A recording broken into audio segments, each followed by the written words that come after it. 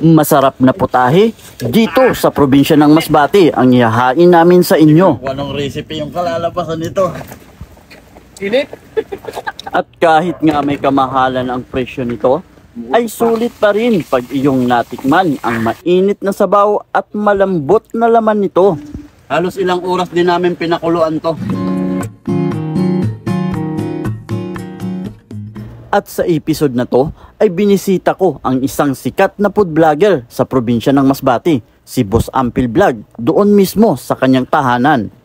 At dahil nga ang probinsya ng Masbate ay napakayaman pagdating sa mga baka at ito rin ang kinabubuhay ng ilang Masbateño at tinuring pa nga ito na rodeo capital of the Philippines. Kaya naman sa episode na to ay magluluto kami ng isang pambihirang putahe. Ngayon naman mga idol ay ikakat natin itong mga halos 2 ulo ng baka dahil pinagbiak.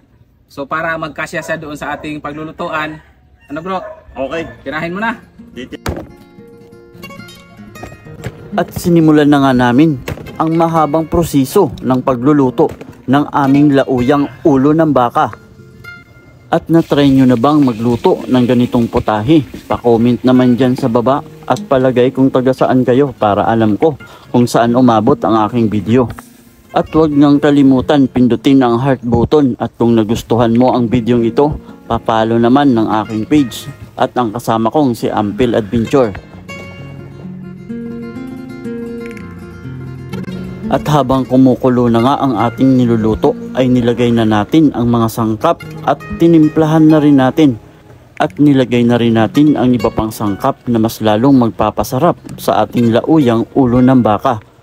At nilagyan din natin ng siling haba na magpapaanghang sa masarap at mainit na sabaw nito.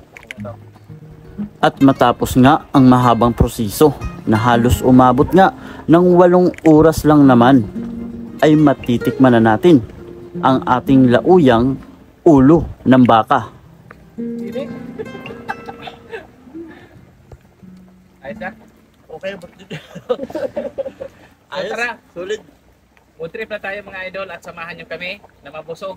At siyempre, huwag kalimutan na pindutin ang heart button at i-share nyo ang video na ito at huwag kalimutan na i-follow ang aming page, Ampil Adventures at Biyoko TV. Panoorin nyo pa ang susunod pa na episode ng aming masasarap na pagluluto dito lang sa probinsya ng Masbate.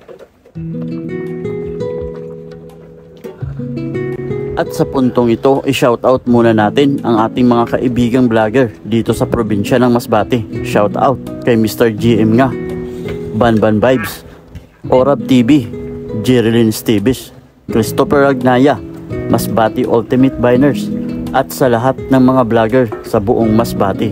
At shoutout din kay Boss Johnny Ramizo at kay Aldrin Bahayan Vlogs at sa lahat din ng vlogger sa Tikaw at Burias. Yun. Woo! Let's go! Mag-food trip na tayo. Subo natin, no?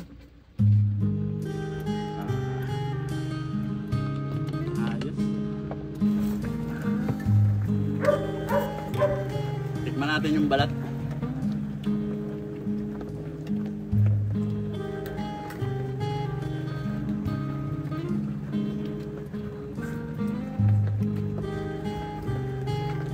Usok pa.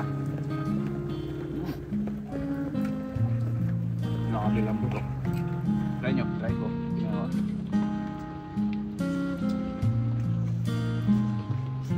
Nabiinit. At maraming salamat nga po sa inyong panonood at hanggang sa susunod sa isa na namang kakaibang putahe na aming ihahain sa inyo dito pa rin sa aming probinsya sa Masbate. Kasama pa rin, suportahan nyo kami ng aking kasama na si Ampil Adventure at ang inyong lingkod, Nyoko TV. Maraming salamat po. Hanggang sa muli.